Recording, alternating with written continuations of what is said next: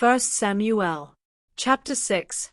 After the sacred chest had been in Philistia for 7 months, the Philistines called in their priests and fortune-tellers, and asked, "What should we do with this sacred chest?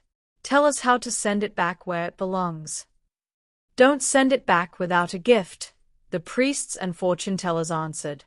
"Send along something to Israel's God to make up for taking the chest in the first place.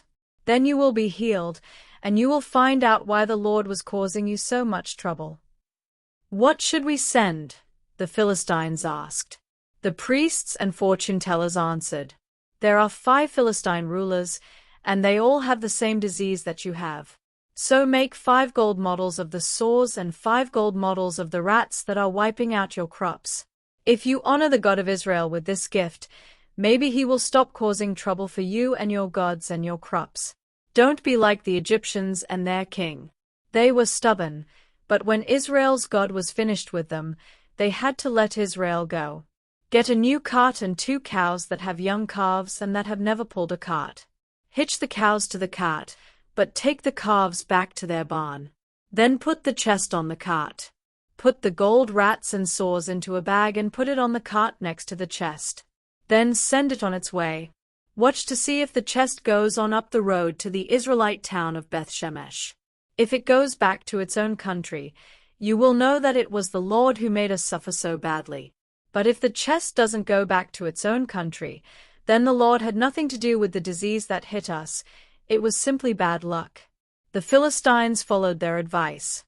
They hitched up the 2 cows to the cart, but they kept their calves in a barn. Then they put the chest on the cart, along with the bag that had the gold rats and sores in it. The cows went straight up the road toward Beth-Shemesh, mooing as they went. The Philistine rulers followed them until they got close to Beth-Shemesh. The people of Beth-Shemesh were harvesting their wheat in the valley. When they looked up and saw the chest, they were so happy that they stopped working and started celebrating. The cows left the road and pulled the cart into a field that belonged to Joshua from Beth-Shemesh, and they stopped beside a huge rock. Some men from the tribe of Levi were there. So they took the chest off the cart and placed it on the rock, and then they did the same thing with the bag of gold rats and sores. A few other people chopped up the cart and made a fire. They killed the cows and burned them as sacrifices to the Lord. After that, they offered more sacrifices. When the 5 rulers of the Philistines saw what had happened, they went back to Ekron that same day. That is how the Philistines sent gifts to the Lord to make up for taking the sacred chest. They sent 5 gold sores, 1 each for their towns of Ashdod, Gaza, Ashkelon, Gath, and Ekron. They also sent 1 gold rat for each walled town and for every village that the 5 Philistine rulers controlled.